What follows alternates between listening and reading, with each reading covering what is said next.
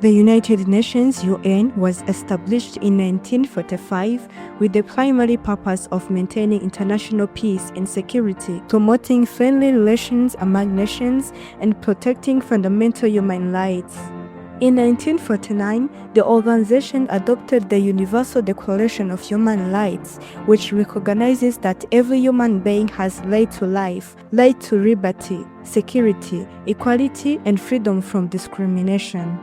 In the same year, the UN has adopted the Convention on the Prevention and Punishment of the Crime of Genocide that was called Genocide Convention, which regularly obliges states to prevent, punish, and suppress acts of genocide. Together, these instruments place a responsibility on the United Nations and its member states to prevent mass atrocities and respond effectively whenever serious human rights violations occur. One of the greatest tests of the responsibility came during 1994 genocide against the Tutsi in Rwanda. Between April and July 1994, more than 1 million people, predominantly Tutsis, together with Hutu who opposed the genocide, they were brutally murdered within approximately 100 days. The genocide was carefully planned and systematically carried out by extremist leaders through mass killings, sexual violence, torture, forced displacement, and the destruction of entire communities. This remains one of the gravest crimes against humanity and one of the most devastating failures of the international community in the modern era. Before the genocide began, the United Nations had deployed the United Nations Assistance Mission of Rwanda (UNAMIL) to monitor the implementation of Arusha Peace Agreement, which sought to end the civil war between the government of Rwanda and the Rwandan Patriotic Front (RPF). UNAMIL was commanded by Lieutenant General Romeo Dallaire, who repeatedly warned the United Nations that extremist groups were preparing large-scale massacre. In January 1994, he informed the UN headquarters that weapons were being stocked and that informants had revealed plans to exterminate Tutsi population. He requested authorization to seize the weapons and take preventive action. However, the Department of Peacekeeping Operations instructed him not to intervene because UNAMIL mandate was limited to monitoring the peace agreement rather than enforcing peace or protecting civilians. Consequently, the opportunities to disrupt the preparations for genocide were lost. When the genocide began on 7 April 1994, following the assassination of President Juvenal Habyarimana, the United Nations failed to respond with the urgency required by the repeatedly deteriorating situation.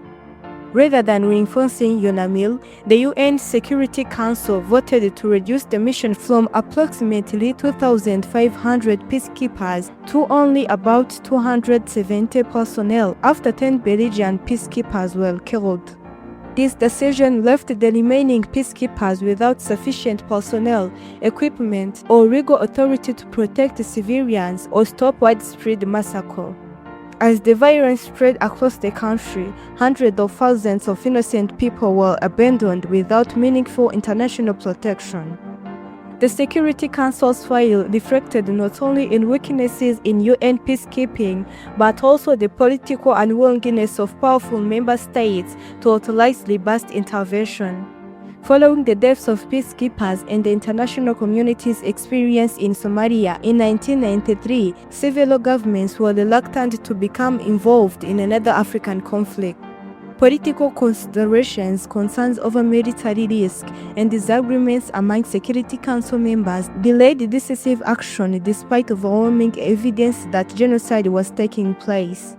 This demonstrated that international responses to humanitarian crises often depend as much on political will as on legal obligations. The United Nations' inability to prevent or halt the genocide was represented as profound failure to uphold the rights protected under Universal Declaration of Human Rights and Genocide Convention. The right to life granted under Article 3 of Universal Declaration of Human Rights was violated on massive scale.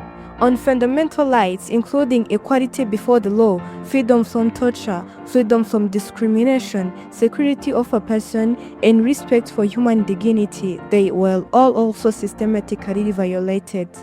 Equality significant. The Genocide Convention obliges states to prevent genocide, not merely punish it after it has occurred. The failure to take timely preventive measures therefore raised serious questions regarding the effectiveness of the international system established to protect human rights. Despite the failures, the United Nations made important contributions after the genocide.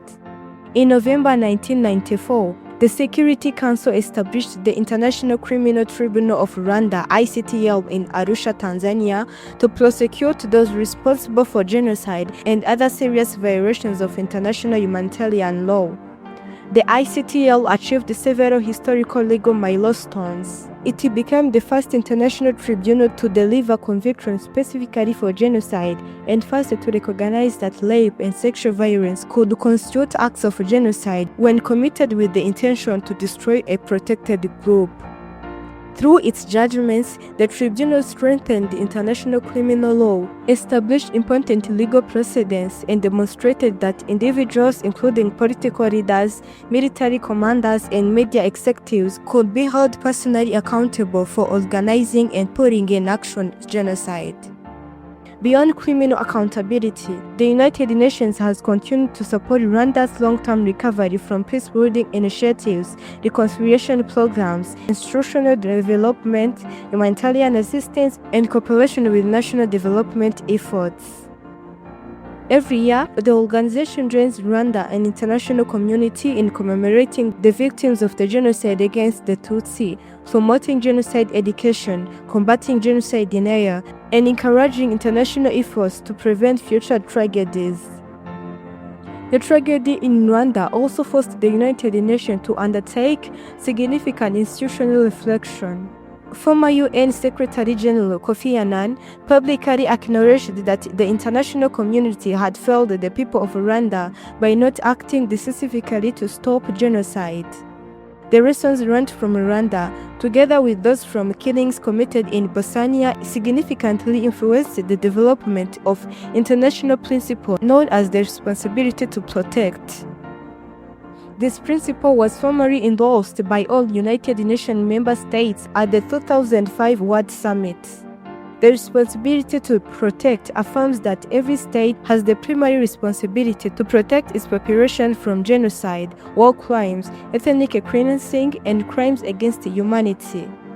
Where a state is unable or unwilling to provide such protection, the international community has a responsibility to take timely, appropriate action through peaceful means and, where necessary, collective action in accordance with the United Nations Charter.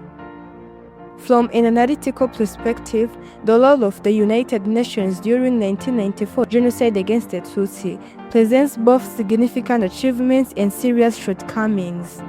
On the positive side, the United Nations attempted to support peace before the genocide through UNAMIL, promoted justice afterward by establishing the ICTR, strengthened international criminal prudence, and has continued to support reconciliation, remembrance, and genocide prevention. On the negative side, the United Nations failed to act effectively despite receiving credible early warnings, to maintain peacekeeping mission with inadequate mandate, reduced rather than enforced peacekeeping forces during the crisis, and allowed political considerations to delay stronger international intervention while innocent civilians were being killed.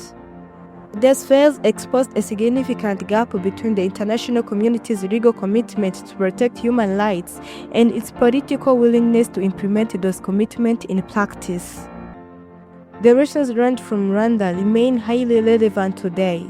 They demonstrate the importance of responding rapidly to incredible early warning signs, equipping peacekeeping operations with adequate personnel, resources, and robust mandates, strengthening the international cooperation, and ensuring that political interests do not prevent timely action when populations face genocide or any other mass killings. They also emphasize that protecting human rights requires more than international declarations and legal treaties. It requires political courage, accountability, effective institutions, and decisive corrective action whenever human dignity is under threat. In conclusion, the 1994 genocide against the Tutsi in Rwanda remains one of the greatest efforts of the United Nations in fulfilling its obligation to protect human rights. Although the organization made meaningful contributions before the genocide through peacekeeping efforts and after genocide through international justice, reconciliation, and institutional reform, its inability to prevent or stop the killings resulted in the loss of more than 1 million lives. At the same time, the tragedy fundamentally reshaped international human rights policy by strengthening approaches to genocide prevention, accountability, and the responsibility to protect. The experience of Rwanda continues to serve as a powerful reminder that the protection of human rights is a shared international responsibility requiring vigilance, cooperation, adequate resources, and decisive action whenever genocide or any other mass killing threaten human life and dignity.